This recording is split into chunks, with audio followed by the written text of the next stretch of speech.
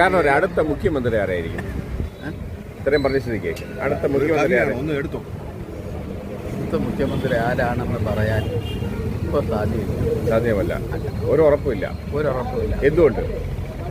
വേണമെന്നും സതീശൻ സാറിന് വേണമെന്നും ഇതല്ല ഇനി ശശി തരൂരിനാകണമെന്നും എസ് സി വേണുഗോപാലിനാകണമെന്നൊക്കെയുള്ള അഭിപ്രായങ്ങൾ ഇതിനകത്ത് വന്നു തുടങ്ങിയിട്ടുണ്ട്. അതിനുള്ള ചരട് വലികൾ മുൻകൂട്ടി തന്നെ അവർ നടത്തുന്നുമുണ്ട്. അപ്പോൾ എന്തായാലും കോൺഗ്രസ് ആണ് എന്നൊന്നും ഇപ്പോൾ വ്യക്തമായി പറയാൻ പറ്റില്ല. പിണറായിയുടെ പേര് പറഞ്ഞില്ല, അതുകൊണ്ട് ചോദിച്ചത്. അല്ല, വ്യക്തമായി പറയാൻ പറ്റില്ല. കാരണം ഇന്നും മലബാർ മേഖല, തെക്കൻ തിരുവിതാംകൂർ, ഇവിടെ കോട്ടയം, കൊട്ടാരക്കര, ഇങ്ങനെ 3 റീജിയണലായിട്ട് കിടക്കുന്നുണ്ട്. മതന്യൂനപക്ഷങ്ങളുടെ വോട്ട് ഏത് രീതിയിലേക്ക് മാറുമെന്നറിയാൻ പറ്റില്ല. കാരണം കേന്ദ്ര ഗവൺമെൻറ് BJPയുടെ തീവ്ര വർഗീയത ഉണ്ടാകുന്നതുകൊണ്ട് ഇതേത് രീതിയിലേക്ക് ചേഞ്ച് ചെയ്യുമെന്നറിയാൻ പറ്റില്ല.